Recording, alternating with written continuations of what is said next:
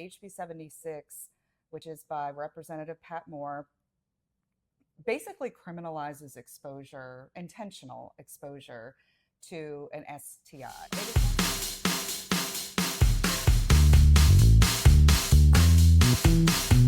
Welcome to Seriously, the podcast that dives into the baffling. We can't send them to a prison where there's animals, where there's livestock. The ridiculous. Like omelet's better than sex. And downright unbelievable political climate in red states like Louisiana. So we can't go there. There's no vegan jail. Seriously.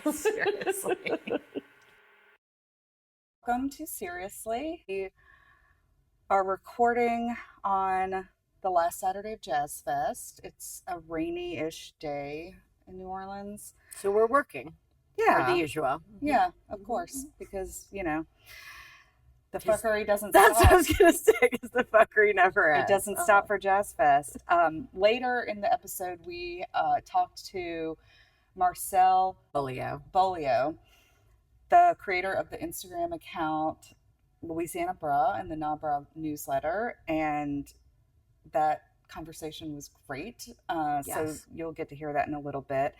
We did record that conversation on April 19th. So this episode's going to have like a little bit of we got to fill people in. Yeah, fill exactly. people in on this past week at the legislature. That's right. So we're going to get into it right now. So there were a couple bills that were heard. There were a couple bills that were scheduled. There was one that was scheduled that wasn't heard. So let's talk about that one first.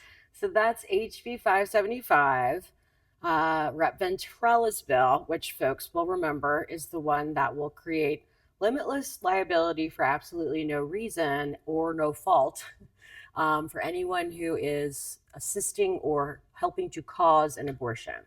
So that was scheduled on Monday in committee, and spoiler alert, it was not heard because apparently the bill author had a death in the family, which that happens. However, no one told anyone that, and we and many other people sat there waiting to testify for nothing. Hours before they finally said, oh, actually, we're not going to hear this bill. Which we've known the whole time.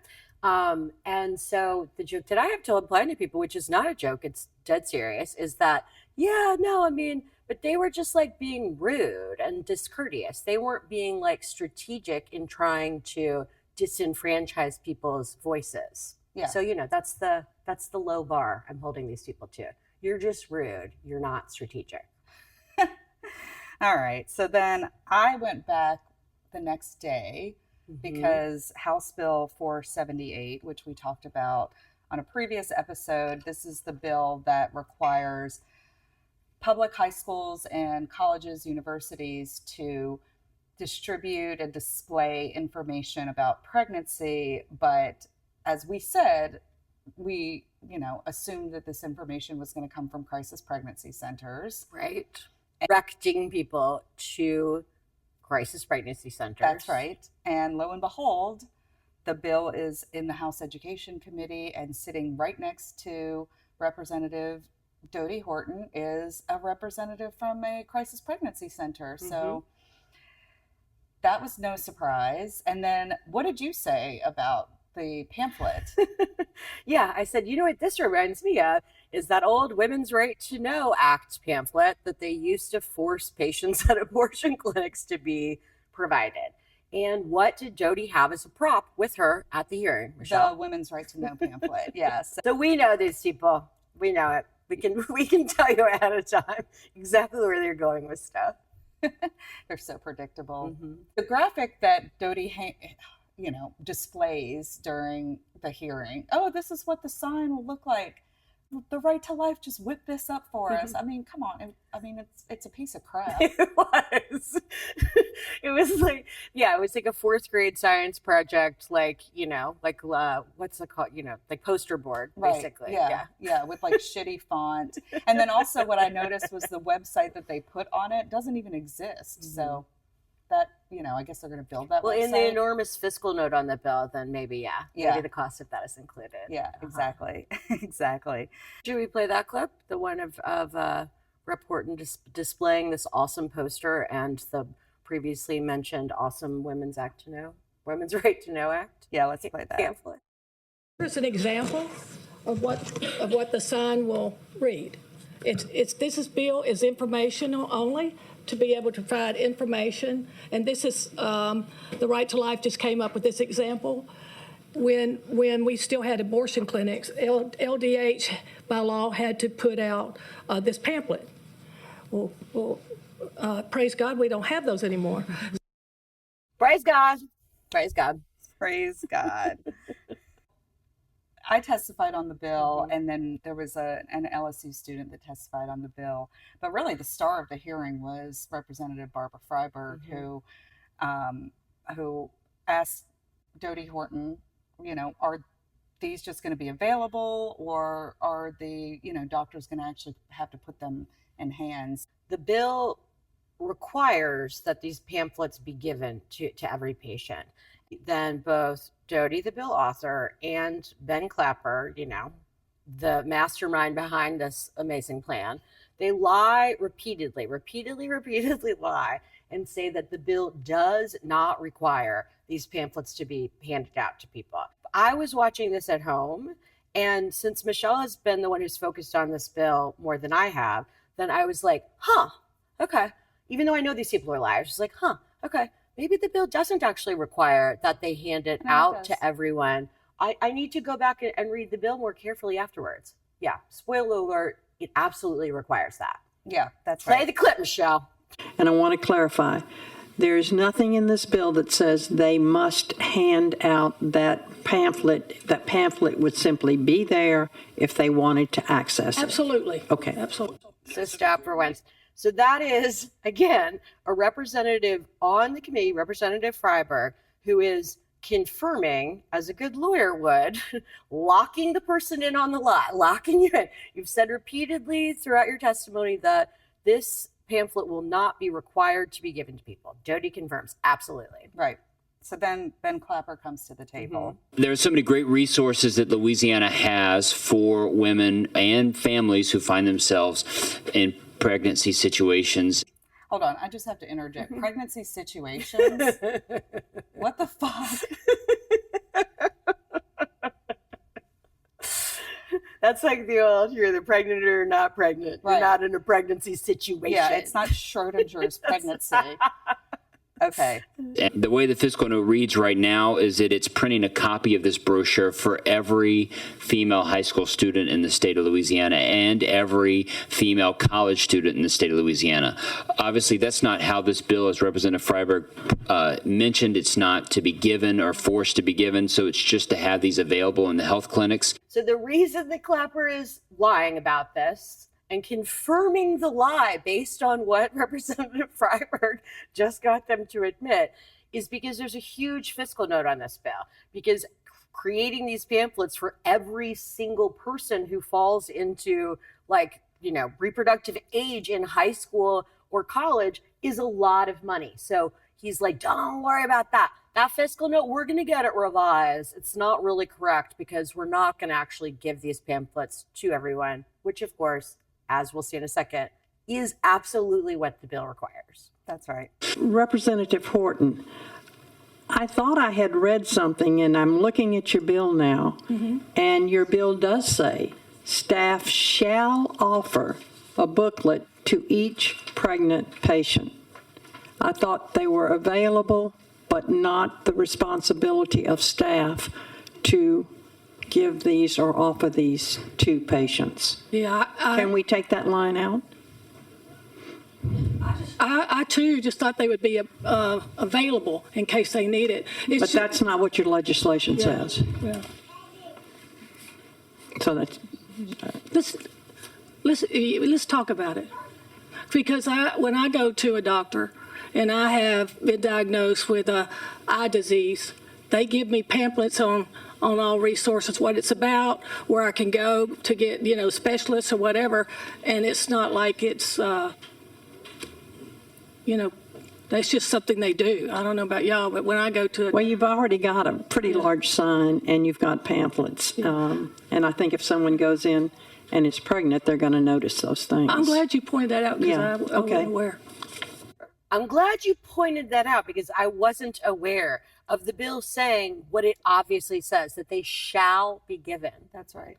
So Barbara Freiberg decides that she wants to amend the bill. Right, yeah. So let's listen to that. Freiberg, do you want to work with the author from here to appropriations? I would or- like to, because in its current state, I can't vote for this. An amendment has been drafted that would take out that one line on page 5 that says staff shall offer a booklet. It makes them available, but they don't have to have staff offer the booklet. It's occasionally true that what the person is representing their bill to say, they don't actually realize that is not true. But this is what happens in many of those situations where they knew that all along. And so then when someone says, hey, why don't we amend your bill to say what you say that it already says? Then the bill author is like, I don't know about that. I don't think we should amend the bill to say what I just said that it said 10 times. Yeah. Well, also Dodie, she did this with the 10 Commandments bill last session. I mean, she's just like stubborn as shit. Like she just will not budge. Just no, whatever you think would make this more reasonable. Like, I'm not interested. Well, that's also, I mean, that's one thing that happens around those halls is people just refusing to sort of work with other legislators. But this is way more egregious to me, where people are lying, absolutely lying about what their legislation says. And then when the proposal is, well, let's just amend it to say what you are claiming that it says, then all of a sudden they're like, I don't know about that. This bill made it out of the committee with the amendment. And Right, because eventually then after like taking like a little bit of time to leave the table to go talk to Ben Clapper about whether they would agree to have the bill say what they claimed that it already said, then she comes back and agrees to it, correct? She didn't really agree to it, but she didn't throw a fit about it. She agreed to do it. I guess. She agreed. What Michelle is getting at is that my immediate reaction when I was texting Michelle was, first, my reaction was, liar, liar, they're lying. All these people are lying. And second, then when Jody acquiesces, maybe that's right, acquiesces to this amendment, that I think there is a very, very good chance that their plan all along is to just try to strip the amendment out when the bill gets to the floor. Yep. So it's really important for people to call their representatives, folks in Louisiana, call them, make sure that they do not agree to remove that amendment, because the bill is still a piece of shit, but at least that amendment makes it so that the staff, medical providers at these school-based health centers aren't required to put this fucking propaganda into the hands of every student that comes in there. That's right. This whole concept of agreeing to amend your bill in committee, and then all the while knowing that you're just going to take that amendment off on the floor, is like a relatively new development that we didn't used to see, and it is outrageous. Yeah. It is like it's part of what undermines trust, like in that body. These committees are supposed to vet these bills. So, and this process is supposed to be like negotiations and changes that are made, like where you can get an instrument at a place where like the majority of your colleagues will agree to move it forward. So the committee process is the people that like are focused on that bill, on the content of it.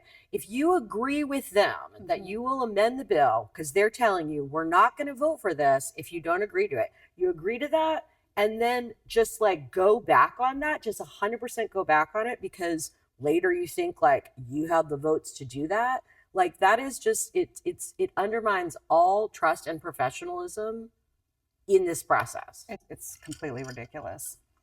So let's talk about House Bill 400, which was also heard on the same day in a different committee. That one was in the House Health and Welfare Committee. Right. So this is Chenever's bill that would require parental consent for basically all medical care.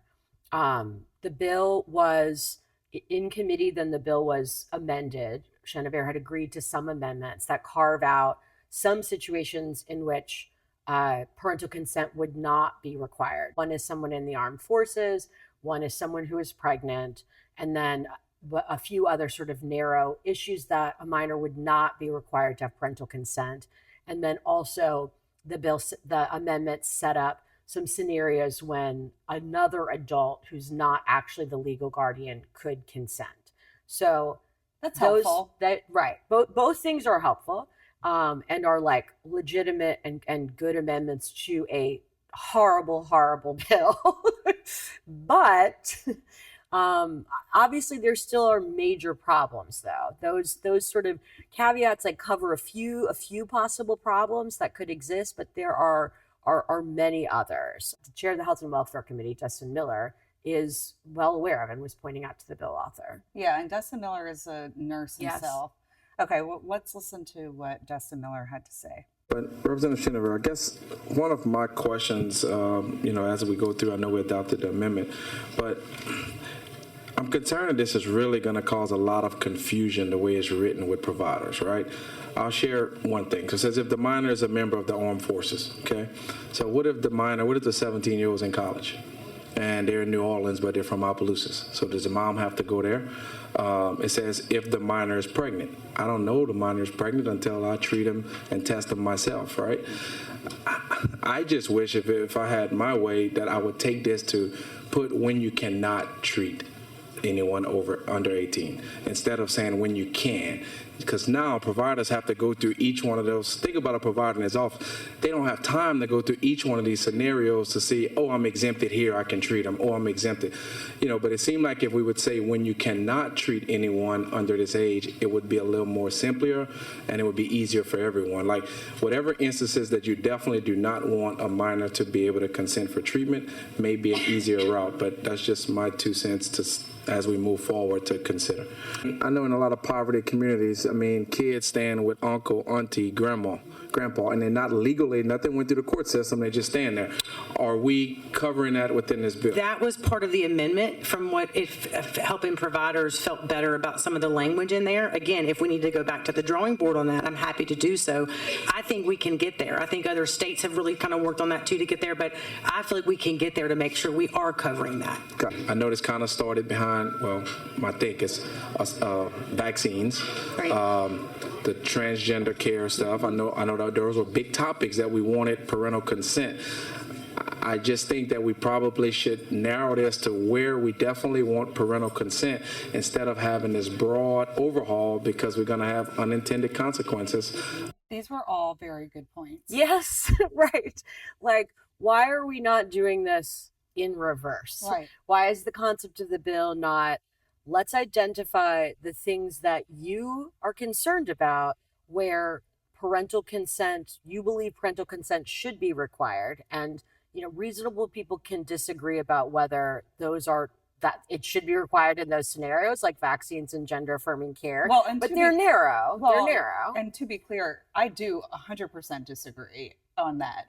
Yeah. Because my daughter is not in a situation in which her parents are going to prevent her from getting a vaccine. But right.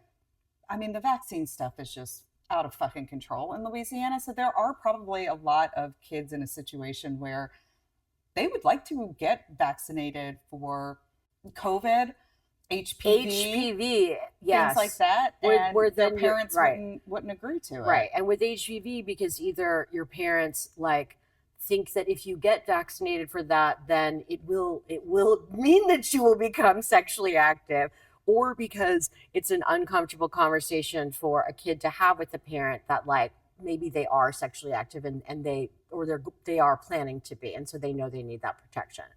So yes, there would be problems even with a narrower version of parental consent, but at least then it would be specific to specific situations, as opposed to now, as Representative Miller is pointing out, where it's like, hey, parental consent is required for everything, absolutely everything, but there are these few situations where we won't require it. Right. Oh my gosh, it's just so stupid. It's so stupid. To Chenevert's credit, she does seem to be open. She hasn't been there long enough to be just a complete and total stubborn lying bitch like Dodie. I agree with that because I am fair. Then the way that the committee hearing ended is that Rep. Chenevert agreed to continue working with Representative Miller and the committee and advocates on trying to amend the bill now and then having it come back up in committee. So a lot of times these fucking people, instead they'll just make a bullshit vague promise to like, let's work on it on its way to the floor. I'll agree to work on it on its way to the floor. And that never happens, or it doesn't happen sufficiently. So I do want to be fair and give credit where credit is due, that she is actually agreeing to, we'll see what happens, but she's actually at least agreeing to like do this in the fair way that the process is supposed to work. Yeah, for sure. But it wasn't just Representative Miller who had issues with the bill. Representative Rhonda Butler, who is pretty conservative, also had some of her own concerns. So let's listen to that. Again, we've got parents who, I've had parents who wanted access to their child's records because they wanted to use it to say that the child was mentally ill, and therefore you couldn't believe her allegations of sexual assault against him. Well, we knew that the sexual assaults had happened. We knew all of that, but he was trying to block it that way. There are some children who will absolutely go to their parents. There's no question. But there are other children who will not go to their parents and will not receive treatment. Well, some of the parents are abusers. Absolutely. And so that concerns me that they are not going to feel open where they would have to have the parental consent, the abuser's consent, to be able to see account that. So I'm concerned about the impact of that. Well, the clip starts out, I think, with an advocate talking before Rep. Butler's reaction, and where the bill as drafted, first of all, would require the consent of the parent who is abusing the child.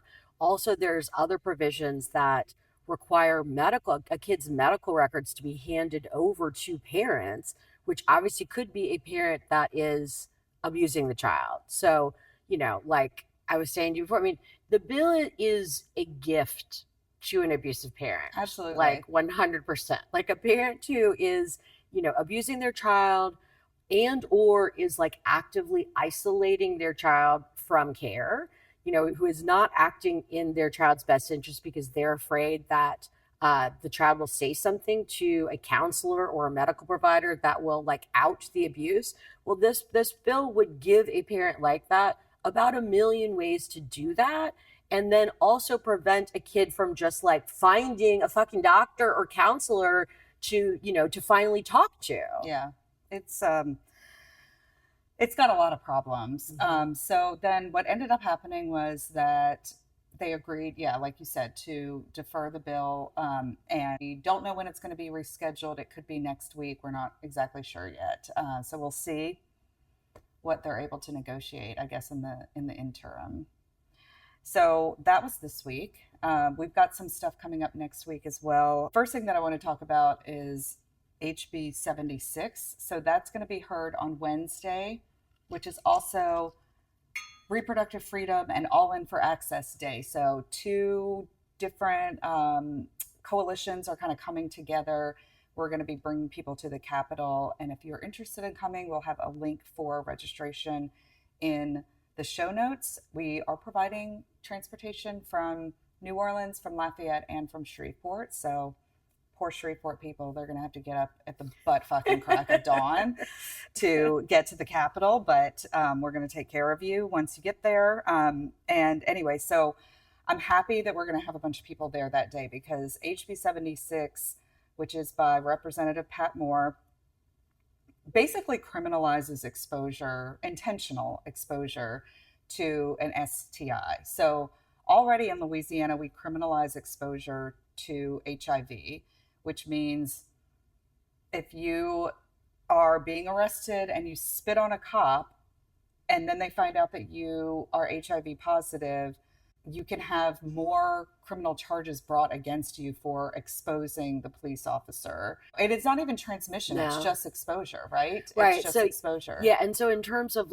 consensual sexual activity, then it would require people, in order to not be able to be held criminally liable, to disclose that they have whatever infection, not just an STD, regardless of whether you're being treated for that, or what like the status, including like the infectiousness level of the infection or disease is at that point. So it's very, very broad in terms of what it would require people to disclose without really, in my opinion, like a lot of understanding about like the science and medicine behind behind a lot of these infections and diseases. And if a person doesn't do that, then you can get thrown in jail. Yeah, I mean, it's extremely punitive, and really just the impact of this is people are not going to go get tested, because if that's right, and you're having sex, then you're at risk for being criminally prosecuted for exposing somebody to that STI. We're, hoping to have more than 100 people at the Capitol on that day to go to the committee and listen to the presentation of the bill and listen to all of the opposition to it. So we'll talk more about that on a future episode. This is one of those bills where, I mean, Pat Moore is a Democrat. She's a conservative Democrat. I don't doubt her intentions with bringing this bill. I mean, there's plenty of them that I 100% doubt their intentions. Like, I don't think that it comes from a good place at all on the intent side.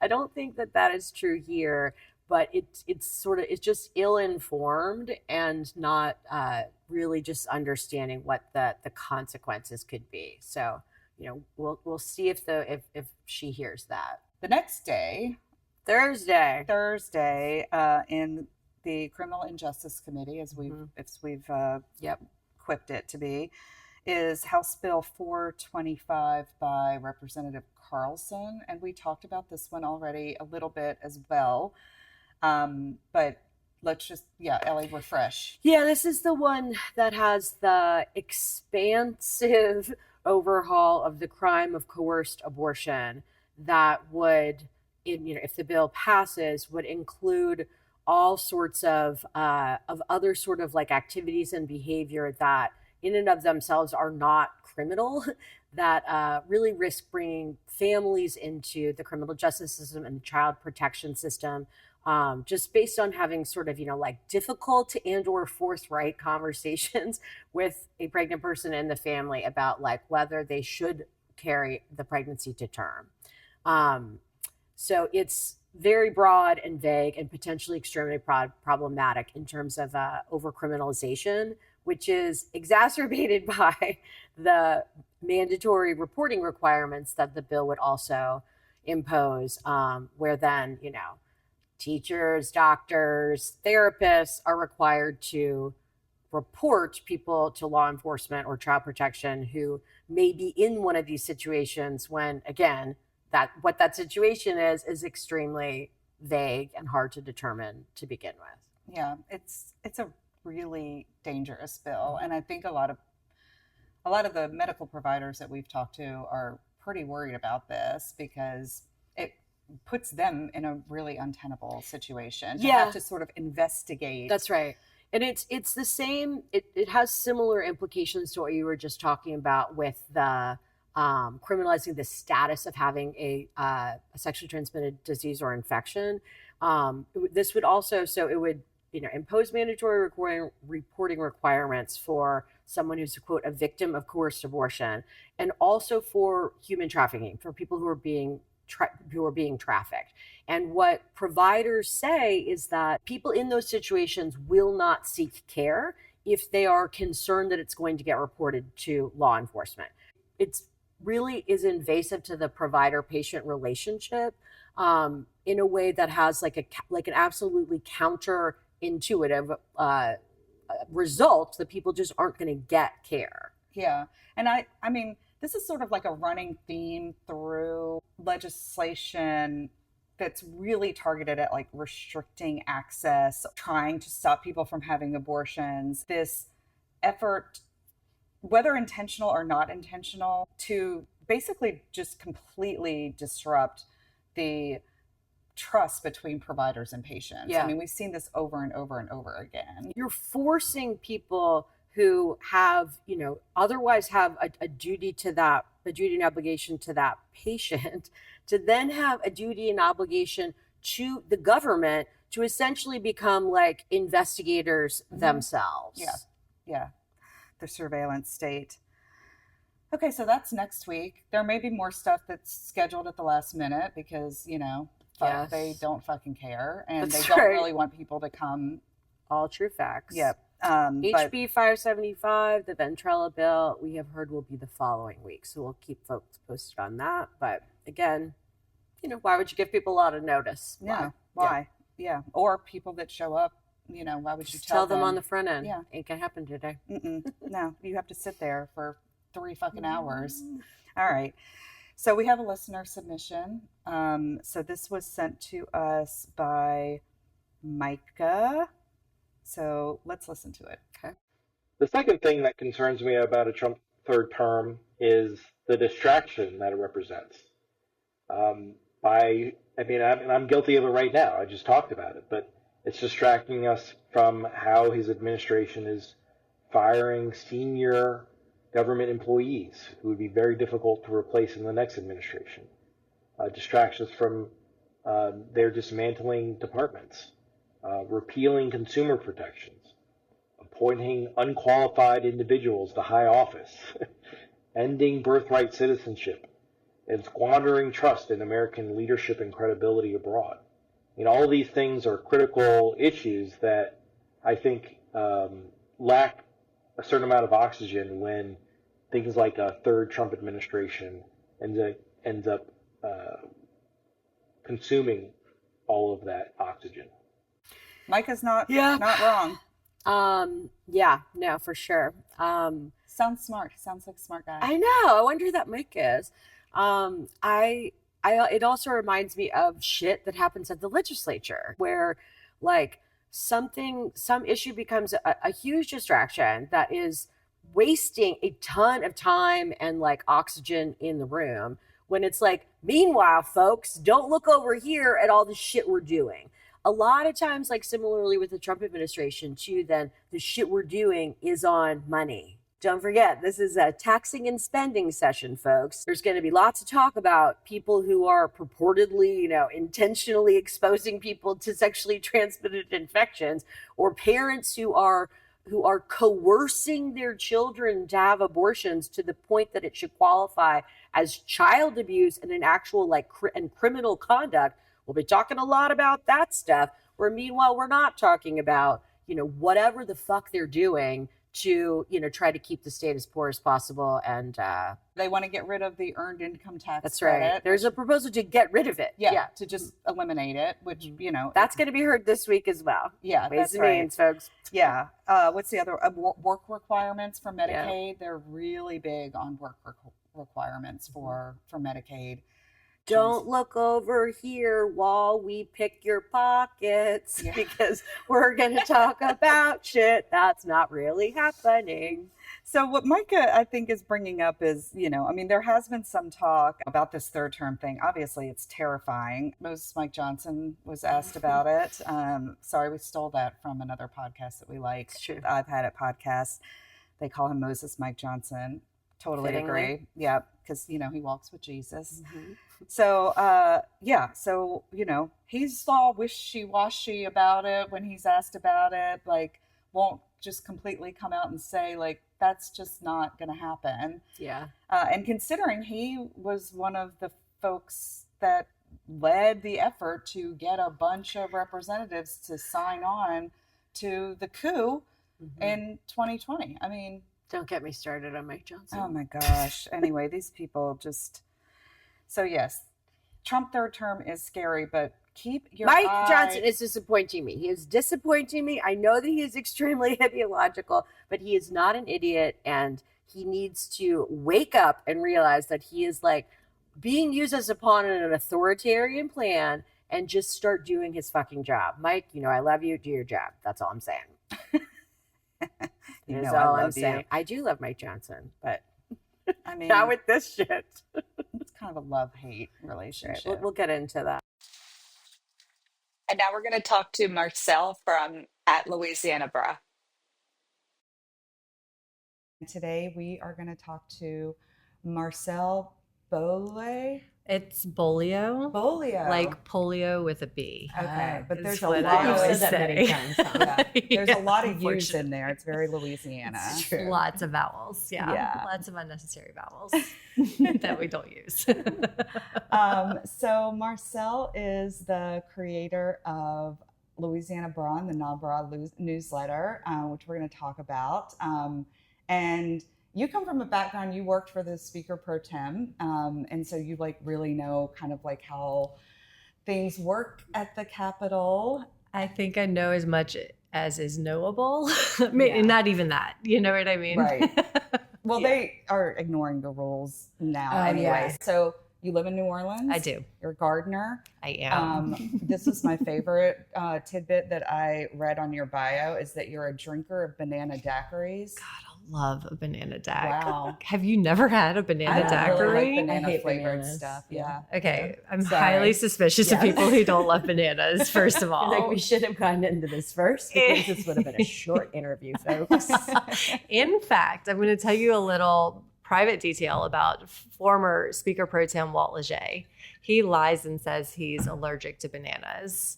And I don't think he really is. I mean, he says he's not lying, but whenever I try to like give him a banana daiquiri or something like that, because if you ever come to my house or if I ever show up at a party, I have a gallon of banana daiquiris.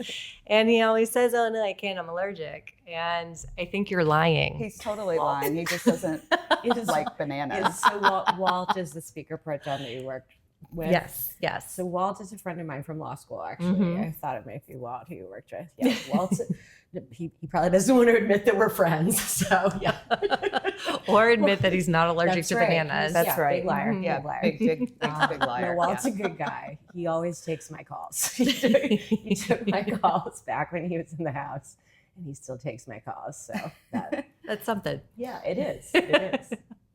We like to start out podcasts by talking about what made us go seriously this week, or recently. I'm going to start us out because Michelle has a long list. She's waiting to there was so much. There was so much bullshit this in the last, I don't know, week, 10 days. This may have all just been in the last 7 days. Okay, so the Supreme Court said that Trump had to facilitate the return of Mr. Abrego Garcia. And then the president meets with the El Salvadorian president in an Oval Office meeting, which I thought that the meeting with Zelensky was like the most disgusting thing I'd ever seen in my life. But this actually got worse. On a hot mic, he's talking about now wanting to deport homegrown, so people that he just deems as being bad people, U.S. citizens, to El Salvador or wherever. Then Senator Chris Van Hollen from Maryland flew to El Salvador, was able to meet with Mr. Abrego Garcia, which is great. And then so people know he's alive. At least we know I he's know. alive. The proof of life was important. It really was. Can I say something on that point? Yeah. That like the whole like Bukele, the president of El Salvador, like, well, what are we going to do? Like, we can only facilitate this guy coming back if the president of this country agrees with it. Like, this just reminds me of like you and I could put on a play like this, where I'm like, it's like a I who's on can first. only That's do exactly it. what I was thinking. I can only do it if Michelle says I can do it. Yeah. Michelle, can I do it?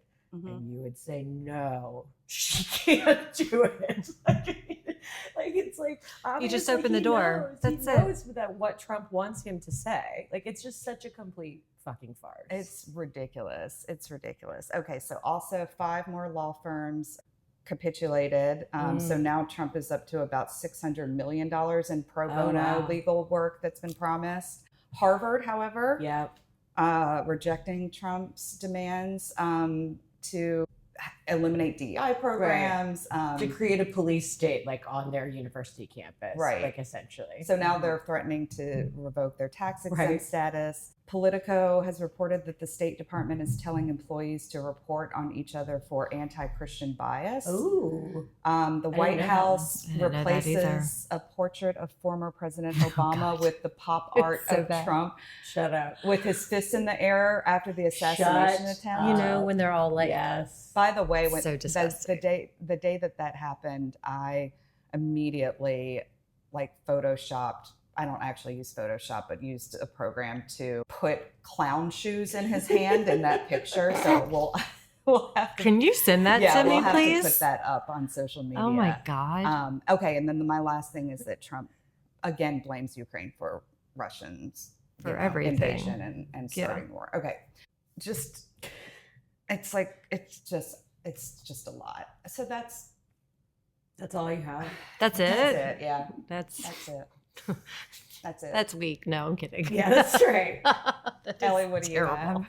I'll start with a personal anecdote. I had quite a week, just like personally and professionally, in the camp of seriously. When I was out of town for trial, then my sister ended up hosting an unannounced birthday party at my house for my 3-year-old nephew because she got kicked out of the park and couldn't have a real life fire truck shooting 3-year-olds with a fire hose at my house or at the park. So she had to have it at my house when I was in Shreveport. So I get home and like mostly the house has been cleaned up. Then I open my freezer and this is 3 days later. There is a 24-pack of High Noons in my freezer that are just starting to fizz. So I yank it out of my freezer, throw it on my back porch, and seriously, Blair was probably the first thought that came to my mind. So that's just on a personal note. Yeah. Similarly, sort of in the rule of law and it's not going so great category is that Trump is, as you alluded to, with the Supreme Court telling him to facilitate the return of this man in El Salvador, that he's just ignoring what courts are saying, like completely. Which shout out to Judge Boasberg in the DC Circuit Court, who is like hanging tough and going to hold contempt hearings for these motherfuckers in the government if they don't start complying. So that is great. But then, of course, last night, so this is like the good and the bad. So, the Supreme Court also tells Trump that you can't deport people under this Alien Enemies Act, like new people, without due process. That was a 9-0 ruling. So, of course, they start planning to do that shit anyway. Like they start like loading people on buses. Nobody really knows what's going on. So last night in the middle of the night, then the Supreme Court said, you can't deport people again without due process. Well, lo and behold, 2 dissents in that case, Thomas and Alito dissent. I knew it would be them. Yeah. I fucking hate them. I know. I mean, like it's their own ruling. That's at issue. And I think the deal is because the Trump administration is taking the position that 24 hours notice is enough for quote due process that they have to give people before they can deport them. And I guess like Thomas and Alito think that that's good enough, which just to put a finer point on this for people, so back in the day when I was a very young lawyer in New York at a big law firm that did a lot of pro bono work, I did some political asylum work. And the immigration court system, even when going well, is a complete quagmire. It's a complete clusterfuck. Like you don't have the right to a lawyer. It's not a criminal proceeding. So it's people who don't speak English often, who don't have the right to a lawyer. The only way you end up getting a lawyer is if like a group like the ones that we worked with, Human Rights First, shout out to them, they're doing God's work. Like they will interview people who have been detained, try to ascertain if they have like a pretty good claim, and then find lawyers to do pro bono work on those cases. So we got, a bunch of people asylum, but that was under the George W. Bush administration, right after 9/11. People were already worried it was going to be very highly politicized, and it was. So, I mean, this system has been bad already, but now you're talking about like, you can maybe deport someone under an ancient law within 24 hours when possibly no one knows that they've even been scooped up. And they certainly don't know how to fucking get in touch with anybody who might be able to file paperwork to get them out. So seriously, to all of that. And yes, soon, maybe US citizens will be in that situation as well. Yeah. Wow. All right, Marcelle. Wow. Okay. Well, I have a handful of seriouslys to add to your El Salvador story that I've seen the last like 24 hours. First was Margarita Gate. Have you heard about this? No. So Senator is Von Halen, right? That's his name. I knew I was going to get the. Van Halen. He probably likes Van Halen. Yeah. Is that how I said it? Anyway, I like mix up vowels all the time. Maybe it's because I have too many vowels in my name. That's right. Anyway. Apparently, when him and Abrego Garcia were talking, they were at the table. We've seen those pictures. Yeah. Apparently, the Bukele administration planted 2 margaritas on the table and had a little bit less than Abrego Garcia's margarita and then claimed that they were drinking. And so there's that whole I'd be margarita gate. Gate. If I got out of jail. Maybe if they had been served banana daiquiri. Possibly, I definitely would have partaken in that. But the senator was issued like a statement. It was like the salt was undisturbed on the rim. Obviously, we were not drinking, so that's where we are. Also, Trump evidence. We have evidence. We have evidence.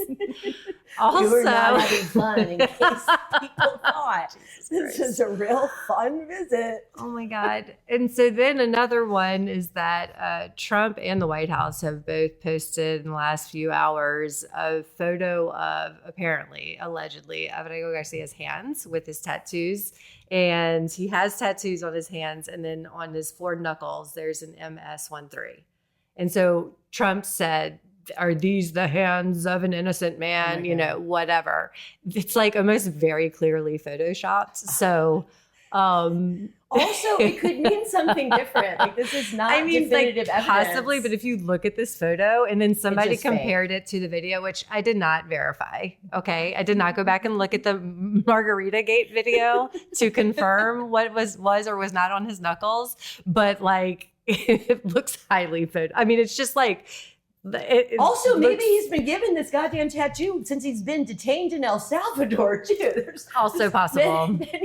Many explanations that are not definitive proof of also possible. Unbelievable. And then a seriously follow up on the Harvard case. I don't know if you saw this, but now the Trump administration is saying that those letters were sent to Harvard by mistake. And it's Harvard's mistake that they took it seriously. Mm-hmm. That's the latest. So is he not going to take away their tax status? You know how he loves to escalate fake fights. Yes. So I'm sure he will now. And then like at the last minute, we'll pull out and then say, I saved the situation. Yeah. Which is what he does. Clearly they're a very bad university if they can't read. Clearly. No, the letter was sent, but it's their mistake to think that something so outlandish was actually real. Well, they've sent that like a ha-ha. They've sent that letter to like 60 everyone universities and it was sent on the day that they said they were going to send it out. Like, hello, seriously? Okay. Also, Marco Rubio and his little thought crimes. Like, what the fuck is that? Like, I can say that, right? Yes, I can. Mm-hmm. So Khalil, who is now being detained in Gina, Louisiana, which I've been to that detention center before because after the storm, I used to go out there as a translator with pro bono immigration lawyers. We rely very heavily on translators. They're like a godsend in this situation. And so he got notice that he could be deported based on his thoughts, basically, from the Secretary of State, Marco Rubio, who, is supposed to be the adult in the room and is proving not to be. There are no adults in the room. 0. That's very clear. The room is adultless.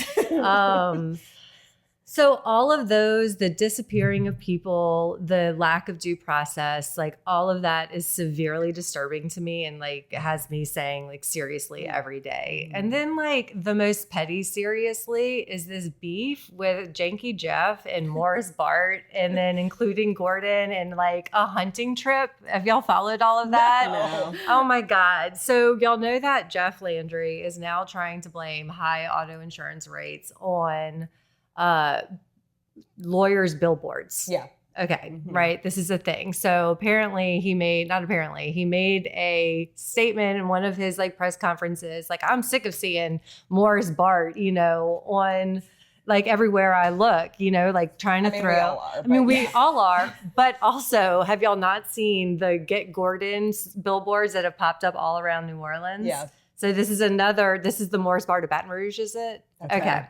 Apparently. And then there's Alexander Shunahara, Oh, yeah, which he's is the in Morris Alabama. part of Alabama, basically the like redneck Riviera, like Alabama. Okay. Florida There's the Panhandle. dueling. You'll see the dueling Yeah. billboards. Yeah. So, Every I other mean, one. the interesting thing, though, is that he made the Morris Bart comment just after a weekend of hunting with his Gordon. competitor. Yes. And so Morris Bart's response was, maybe I should take up hunting, you know? And so I'm just like so sick of these dudes who are in power and out there like either fucking golfing or hunting and like just like starting shit and playing games with very serious things like insurance rates in Louisiana. Yeah. So I want to know your take on because I'm kind of amused by what's going on so far with like the Jeff Landry versus the insurance commissioner, Tommy Teeple. Yeah. Like they're like, because they're both Republicans, but they have the different insurance packages that they're putting out. And Teeples is much more heavily on tort reform, which, for the record, as a lawyer, I am not in favor of. Tort reform is a mistake. It just means that people are less able to get compensated for their injuries. But anyway, so there've already been like some public sparring where like Teeple's like, I have not spoken to the governor in like over a year. Like he has said nothing to me at all since the last legislative session about like what he wants, what he will support, what the deal is. So there's already talk about that, this year at the legislature, Republicans in theory are going to be torn between the two of them and their two packages. What's your take, or you got any inside scoop on? No, I have no inside scoop, and it's honestly something I need to do more digging on because I want to understand it better. I'm not a fan of either of them, like I don't think either of their packages are a good deal. Yeah. You know what I mean? Yeah. And so I wish I had scoop on that, and it's not something that I feel like I know enough about. Like I haven't sat and looked at their agendas. I, in fairness, I have not either. I'm just purely amused at this point by the potential for infighting. I mean, but there's always, idiots. is it not always infighting? Yeah. And I'm just really curious to see how Cameron Henry's going to handle it. Right. Like, where is he going to fall? Because I accidentally listened to an interview with him this morning, and like he sounded so reasonable. And is that he has become a reasonable person. I know. Is insane because I don't think that he's changed so much. I just think that everyone else around him is has. so fucking crazy. Last session. He pulled through last session. Yes, he did. Including on the governor not being allowed to just reject millions of dollars in federal funding for school lunches for kids over the summer. Yeah. Cameron Henry was Yeah. the one. I mean, let that go through. I mean, just 10 years ago, I wouldn't have thought in 10 years, I am going to be relying on Cameron Henry to be the reasonable adult in the room. Well, because he also, I mean, but here we are. That's right. Yeah. Because, I mean, the truth is, his district is like Metairie. It's Yeah. it's right outside of New Orleans. It's the suburbs of New Orleans. So he's not anywhere close to as liberal as his constituents on many, many issues. So the fact that, yes, he's the reasonable voice in the room, but who still isn't really representing the voice of his constituents. That's where we are. Yeah. Well, all right. Well, I also accidentally listened to that interview. Didn't it sound so reasonable? Right? Yeah. I was like, here I am, nodding my head, agreeing. Wait, what is happening? I'm agreeing with Cameron Henry. I'm here for it. I mean, I love reasonable adults in the room, but at least there's a couple left. There's so few of them. Yeah. I know. I'm glad he's there, honestly. Yes. Let's get into what you do. Okay. So Louisiana Bra is, there's a website, there's a Substack, there's amazing social media. We'll obviously link to all of that in the show notes so that people can find it. But what made you want to create Louisiana Bra? Oh my God, I went down a 48-hour manic rabbit hole. It was the day after the gubernatorial primary between Eddie Risponi and John Bell Edwards, where Risponi was leading by 100,000 votes, right? And it was going to a runoff. And I was like, this can't happen. This just can't happen. And I like disappeared for 48 hours and then came back with an entire website made, including John Bell's face on Will Ferrell's body in the Give It More Cowbell SNL skit. Like that's where my brain went. Because my whole thought was like, the people need to know. The people, because at this point I was working in the legislature. I was working with Walt Leger, or for him as his policy analyst. And so I had been in the Capitol for a few years at that point, and I had seen and heard how the sausage was made, and it was disgusting. And I was like, the people don't know what's happening. Like, people don't know how these people talk about their rights. They don't know how, like, casually they say, well, we'll put the legality to the side. Like, no, motherfucker. Like, the legality should be front and center. In the lawmaking? Yeah. It should be like part of the sausage, you know? And so when Eddie Risponi, who, you know, his like biggest platform issue was like the border with Mexico, and like Louisiana doesn't share a border. I'm not sure he knows with that. Mexico, and I was We like, don't even share a border with the Gulf of Mexico anymore because That's true. And so I was just like, people, and like he had all of his like really bullshit commercials like on cable. I was like, my people aren't seeing, we don't have cable. I haven't had a TV and I don't even know how long. Like, we're not watching cable. Like, people don't know what's happening. I was like, I'm gonna put it on the internet. You know, I'm an elder millennial. Instagram's my jam. I like cannot figure out TikTok. The boomers have taken over Facebook, and like, so I'm Instagram. So I was like, I'm putting this shit on Instagram. And that's what happened. And that was it. And I like had this thing, and I was like sat on it for a while. I was like, I can't, this is insane. Like, absolutely fucking insane. Because this is back in 2019. Like, now that's not so out of like, you know, it's not so crazy to have like a political satire, you know, Instagram campaign. But back then, like, that didn't really exist. And It was so just pictures of food and babies. on yeah, like Instagram. the politics hadn't become like a pop cultural phenomenon the way it is now. And so there was no frame of reference. Like, I wasn't looking at a page being like, I'm gonna do what this person does, but make it Louisiana. It was just like, that's just how my brain works, you know. So I didn't know what to do. I sat on it, and like, I mean, and I showed it to Walt. I was like, what are you? He's like, that is insane. so funny. It's so funny. Yeah, but it was like also like truly insane. And so then the governor's campaign was just like, you know, held a convening here in New Orleans. And I somehow got invited, and they were basically just like, the cavalry is not coming. Like, do what you got to do, mobilize your networks. And I was just like, do we need to okay any messaging? They're like, no. I was like, okay, got it. And like launched it. And that was Like, it. we are desperate, lady. What do you not understand? I was like, all right, well, you asked for it, you know? And so then I just launched it, and that was it. And now it's grown to like over 23. Something like that. Yeah. Yeah. Around there.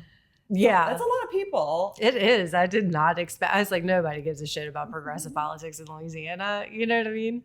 But people do. Well, I think what's so great about it is that, I mean, one of the reasons that we wanted to do this podcast is because like the people don't know what is happening in Baton Rouge and the crazy shit that people are saying. So I love that you clip things from the hearings and the floor debates and share that. I also love that you don't really add your own commentary. Like, you find comments from other people, you know, Twitter accounts and things like that. So it's like, it's really showing that like, this is not just me saying this is crazy. This is like, there's a consensus around this somewhere. In the law, then there's a saying that's the document speaks for itself. Right. Yeah. These are like the videos speak for themselves. Yeah. Enough said. Yeah. Yes, 100%.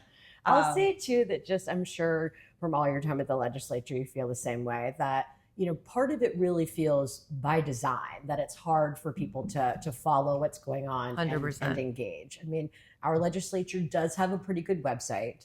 They do actually let the public come to committee hearings, which in some states is not true.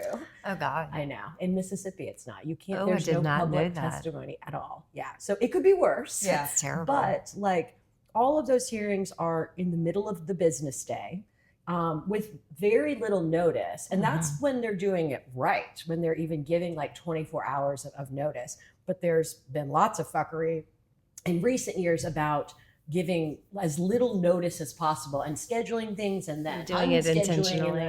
Yes. Then like dropping a 50-page bill 20 minutes before the hearing. Yes, exactly. There's a lot of lip service that's given in that building to it being, in the house, the people's house, and wanting the public to be engaged. But you don't really, it doesn't seem like that's actually the goal. They really want to be like, just shut the fuck up. We're going to do what we're going to do. And then we'll tell you about it later. Exactly. I mean, even I was so intimidated when I started, and I was like with someone who worked there, and I meant to be there, and I was super intimidated. I was like, I can't even imagine walking in here just as like a regular non-affiliated citizen and being like, I want to say something. Like, that's terrifying. Yeah. It still terrifies me to put in cards. It's I true. don't like it. I will say though, for people who haven't been or testified, then the one sort of flip side to that is that when you sit there and listen to the shit that people are saying, and that's both people who are the legislators and people coming up to the table to speak,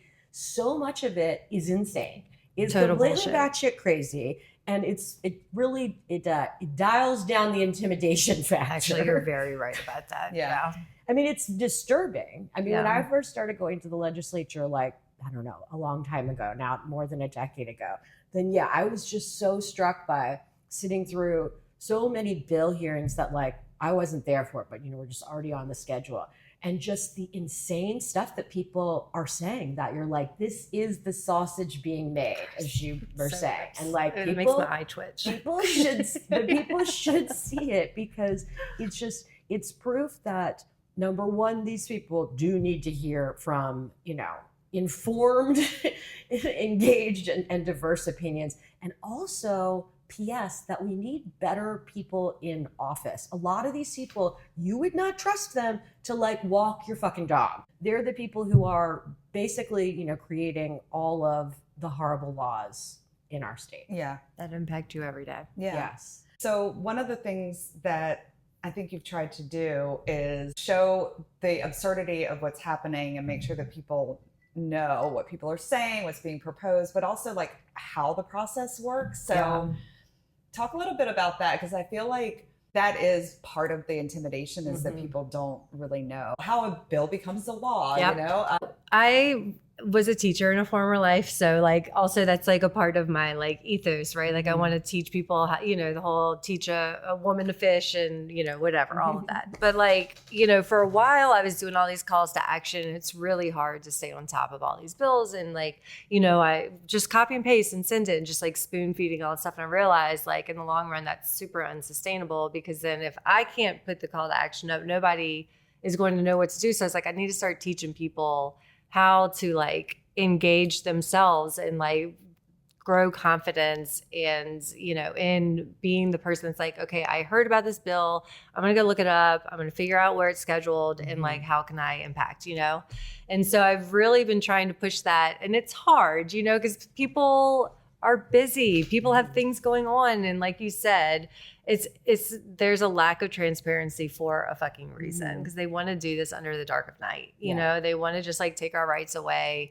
and, enrich themselves. And I mean, not to like negatively stereotype all legislators, but I mean, let's, whatever. Yeah, no, there are still some good folks around there. Yeah, exactly. But like the ones who are trying to do the shady shit want to do it as like quickly and quietly as possible. You know what I mean? I try to teach as much as possible. Like I just dusted off a couple of years ago, I'd put together like a session starter kit with like, this is a fiscal year. And this, it's like that kind of shit is on there. It's just 2 pages. It's like literally how a bill becomes a law. And when it's in committee hearing, that's when you can have the most impact. That's when you should email. That's when you should call, or when it's on the floor, So that's really important to me, because if not, like personally, I feel way too much pressure. Yeah. You know what I mean? Because I'm like, if I don't get this call to action out, of course, there's so many people on the ground doing this work. And like, I'm certainly not the only one putting calls to action out. I think we all carry a lot of weight on our shoulders.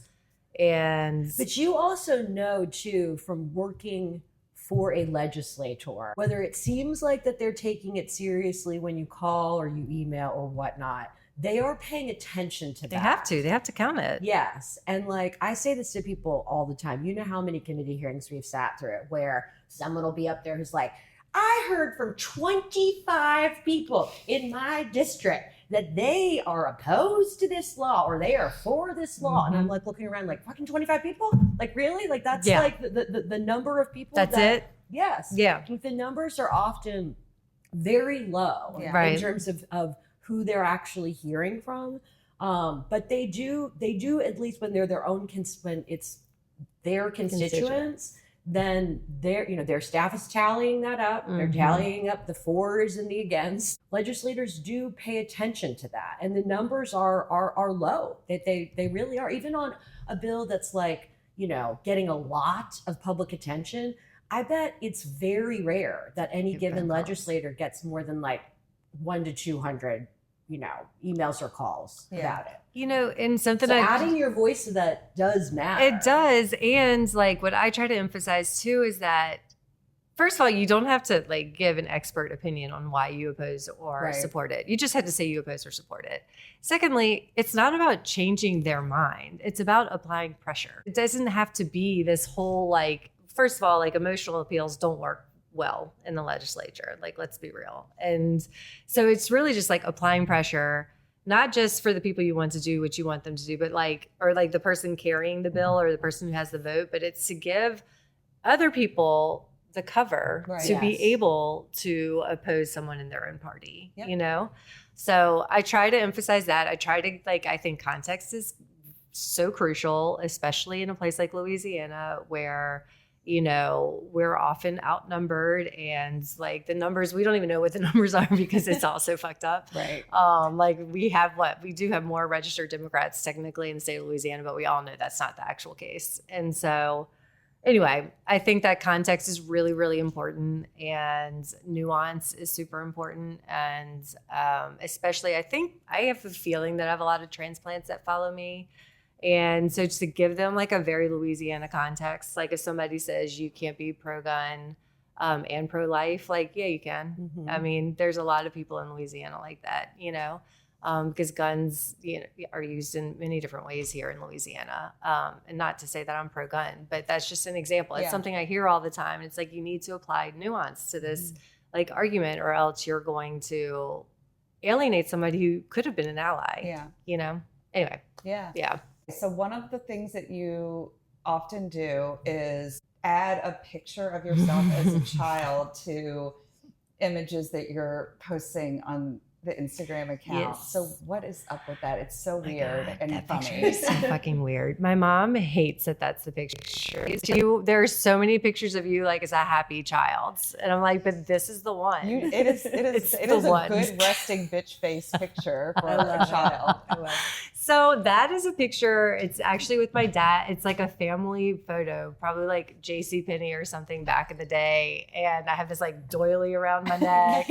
Like my stepmother has put this terrible makeup on me. She was like, I love my stepmom, but she like had, especially back then, had like a very like 80s sense of makeup on children. Do you have some bangs? Oh, I have some bangs that start in the back of my head. Right. They're very like remembering pictures of myself from this era. Yeah. They start like in the middle of my head and then go all the way down. And it's like everyone in the picture looks like I look, like miserable, like kind of miserable, and just like the lighting's off, like the makeup's all off, like nobody in my family likes this picture, and I have it framed in my house. Like it just cracks me up so much.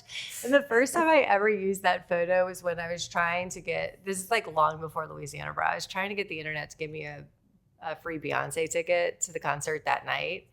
And I was like, put that picture. And it's like, this is the face of a girl who deserves to go to Beyonce. And I got the ticket. Then I did it again the next time she came and I got the ticket then too. And I was like, there's something about this picture. And so that's just like, I just feel like, we all do like inner child work, right? All that stuff. And I want to channel her as an inner child. She's just like not fucking around. She's like kind of a hard ass, like a total hard ass, let's be real. And she's wearing a fucking doily. Okay. So I'm so glad to know what the actual context of this picture is, because my assumption, I'll just be honest with you, when I saw it was like, oh, this is like a picture of her, like she was in like a school play, and this is like a costume with the makeup. And oh my God, no, that was just me in real life. Oh my gosh, yeah. That was just my day-to-day look. I love it. There are a lot of pictures of me from the 80s so I'm the oldest in my family. So it's me, my younger brother, and my younger sister. And I'm just doing this, like, just a complete deadpan resting bitch face in it. Also big bangs that are, and I always tease her. It's just like the look on my face is everyone around me is a fucking idiot. That's the look. That's the look, right? Like, that's the look. I do maintain that look much of the time. That's really funny. Including at the legislature. Yeah, that's why, like, I don't often go much anymore, because I'm just like, my face just gives it all away. Yeah, it's bad. I know. I was saying, we were talking to Representative Boyd, and we were saying the same thing, because she's like very good at controlling her face. I don't know how people do it. I'm very strategic. Like, I will not sit where I will be on the camera. Like, I know exactly where to sit in the room. Honestly, it's been a while since I've been to the Capitol. I was there for so much over a few years that I was like, I'm just gonna watch from afar. Yeah. So what are you? I was gonna say, what are you looking forward to with this next session? But that is clearly the wrong framing. What are you watching out for? I mean, I am looking forward to the fact that Jeff Landry is not as powerful as he was last year. Yes. Like, we really handed it to him in that election, and I'm really interested to see how that plays out. I'm looking forward to how that plays out. I'm hopeful that there will be some impact. The idiots in his party in the legislature have recognized this. Like, getting people to internalize things that are obvious to others is not always like the strong suit of these folks. I mean, last session and in all the bullshit special sessions that they've had, then it's just like Landry is just like running the table, man. Like, if like he wants it passed, people are passing it. And even in a state where the governor's office and the legislature are of the same party, that's not that typical. I mean, this was really very much like just, and shit that's just like a power grab. Like, you want to be able to appoint everybody to everything all the time? All right. You want to completely shield yourself from public records laws? Yeah. No, I think when he got elected, he for sure thought he was coming in as Huey Long, and he was going to run the state exactly the way that Huey Long did. And at first, it seemed like he was going to be able to do that until... Yes, also less popular, though. Yeah, like his a lot less popular. Like, Huey Long was a dictator, but he was doing stuff people liked. Jeff Landry is a wannabe dictator who's not doing shit that people like, as we have seen. Yeah. And the funny thing is like, the effort to try to like push through this constitutional convention nonsense in the last session, the thing is like, he probably would have support for a constitutional convention if he had just worked with legislators to figure out a better way to do that than we're just going to do it in 2 weeks and nobody's going to have any input and we're just going to decide what, you know. Well, same with Amendment 2. Yes. Yeah. You know, I mean, it literally was just like a wink and like, just trust me, I'm going to get it. Like, it's fine. We're like literally going to put the wording in the amendment that says, and basically whatever else the governor wants to do. And you just have to trust that I'm going to do a good job. I mean. And then, of course, what they did right when Landry took office with the criminal justice special session, that was just a fucking travesty. Yeah. And they just like that hurt. This very, very short window of time where they were fast tracking bills way more than they normally do. Like, very little input, and they basically upended the criminal justice system in our state, including to do things like get rid of probation, and parole. Yeah. And to like put the public defender's office, like all Louisiana public defenders, like under the control of the governor. Like the prosecutor's office is like also now in charge of the public defender. That's like a little bit of an oversimplification, but not really. Not really. Yes. That's essentially what's happening. Yeah. Particularly if you ask people who work in that space. And they got all that done. Yeah. Like that. Yeah. Real quick. Yeah. But a lot has changed since then. I know. And I So don't I'm think he would be interested- able to do that again now, because there wasn't a ton of popular support for that. No. They just did it fast. They just did it real fast. It's the same with what Trump is Exactly. doing. It's just if you do it fast, you do a lot and you do it fast, then maybe people can't Confuse catch people. up. Yeah, I like have them looking over here and doing And that something doesn't over seem there. like it's working out super great for Trump either in terms of his popularity. Big surprise. I'm interested to see if I'm fingers crossed whether yes you see at least like some legitimate debate on things among Republicans, some if not pushback, at least thoughtfulness about things, because it was just clear, like similarly with Trump, that like they were just kind of afraid of him, just like afraid of the governor. They wanted to be on his good side. They know he's kind of vindictive, so just do it, and that's it. We don't care. Right. We know that you have other things to do on the Saturday, so we don't want to keep you for too much longer. But if you could direct us to like one kind of clip that you think would have been a good representation of like politicians in the state of Louisiana recently, or maybe just not recently. I'm thinking of an exchange between, and maybe it's because I was listening to your last podcast this morning. Y'all were talking so lovingly about Dodie. Oh, Dodie. I remember a few years ago there was that exchange between Dodie and Ted James. This is like back when Ted James was still in the legislature, so it's been a few years. I miss those days. I've never seen a more racist document than the one you brought, because we don't feel that way here. When I look at you, I see Hollywood, do I not? This document, unless it's rewritten at the beginning, I've never been more insulted. For those of you who are offended by the words, just look at me and Royce and think about how offended we are by the actions. How about the good, the bad, the ugly? Oh, yeah. Of slavery. That was, I call him racist. What's his last name from St. Bernard? Oh my God, do y'all know who I'm talking about? Ray Garofalo. Do y'all remember this? He was the chair of the education committee back then. And they were trying to, I think it was a CRT bill, right? And he was saying critical race theory. Critical race theory bill, where they're trying to ban any mentions of critical race theory in any curriculum.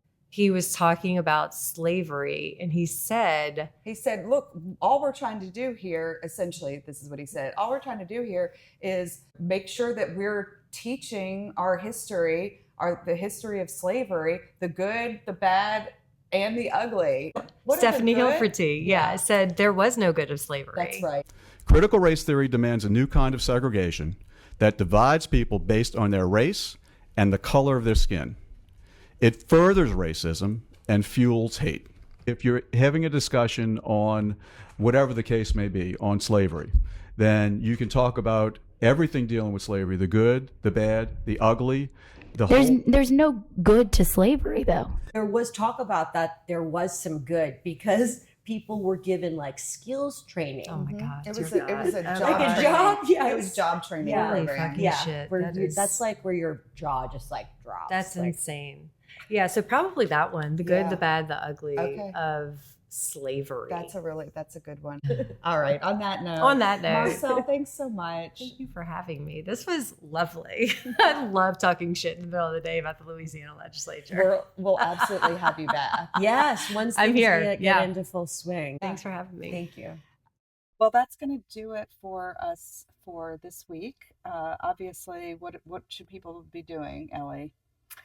Well, in addition to emailing people on the committees about these atrocious bills, then they should be going on Instagram and rating us, watching the podcast, listening to the podcast. What they do, listen to the podcast, rating, reviewing, and subscribing, and then going on Instagram and sending us a voice memo with their seriously moments. Yes, because we will play them on the podcast. If it's good. It has to be good. Well,